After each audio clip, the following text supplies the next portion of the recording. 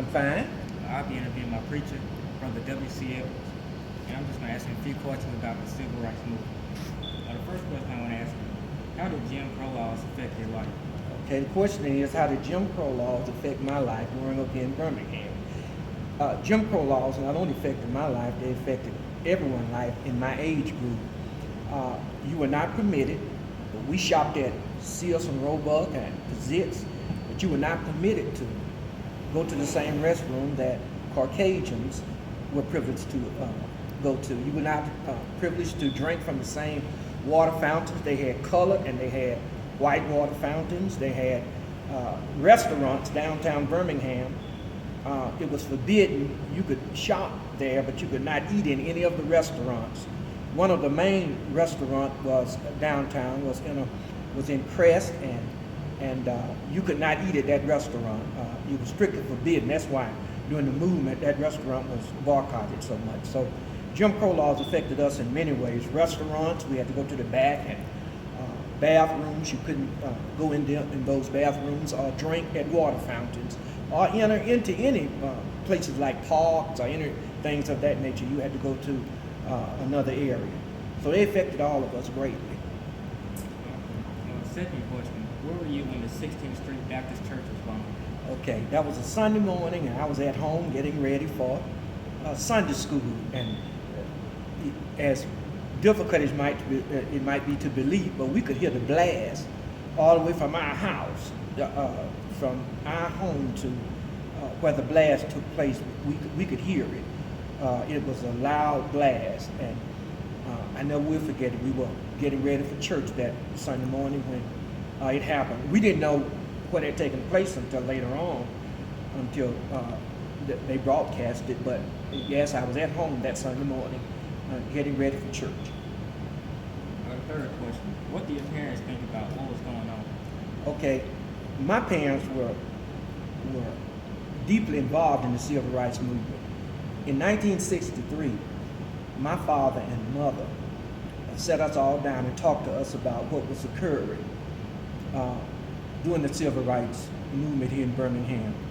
We were told about it, and my mother and father asked us to be involved in the civil rights movement. Now, I was only 15 years old. I was not a baby, but I was 15, and my dad is kind of close to my father, and he really didn't want me to march because I had a brother and a sister that was marching constantly and was going in and out of jail, and my daddy didn't want me too much involved in it, but I insisted that I wanted to be involved in it, and they permitted me to be involved in the civil rights movement. I went to all of the rallies down at the 16th Street Baptist Church. We attended them. We heard Dr. King speak. I was privileged to be in a number of sessions for nonviolence during the civil rights movement. I think I went to jail, what we call juvenile jail. I think I went about 4 or 5 times. I can't count them. We was in and out so much, but we were heavily involved, and my parents made sure we were involved in the civil rights movement. There were only 2 families in our church that were deeply involved in the civil rights movement, and I was one of them.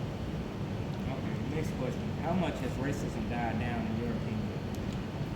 Well, it is not as open as it was. It's subtle now. That's what's so dangerous, I think, about racism. It has taken a different tone. When we grew up,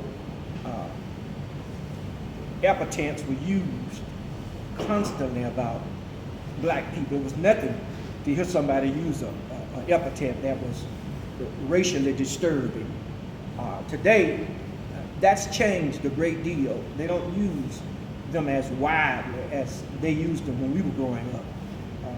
You could hear them a lot, and we had a chance to interact with Caucasian kids to an extent, not frequently, but to an extent.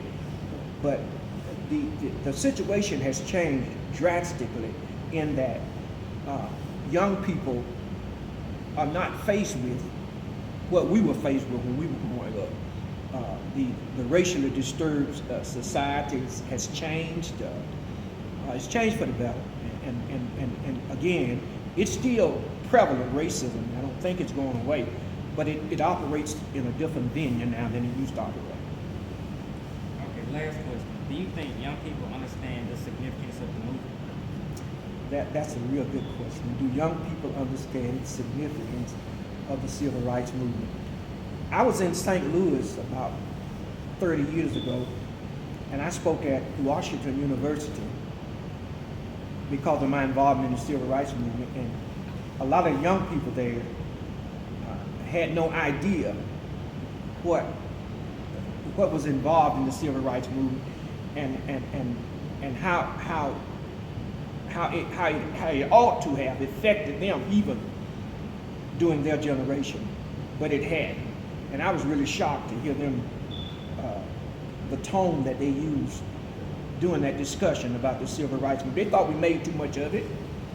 Their thing was that they had not faced the racial discrimination that my generation had faced, and they didn't see why we were concerned as we were concerning racial discrimination and other things, and they thought that we made a little too much out of it. Of course, we different, but I think that's one of the carelessness of the younger generation. They don't understand the great price that was paid for voting, the great price that was paid for the advancement of education and many of the other areas that our race has advanced in during the civil rights movement. So I just think that it's been overlooked. It's not, I think we have not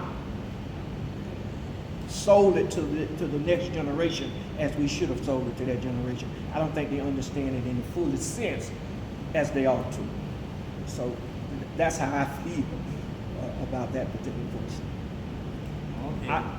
I hope that our little interview has been helpful, and thank you so much for allowing WCM as your preacher to be interviewed. Thank you for your time. All right.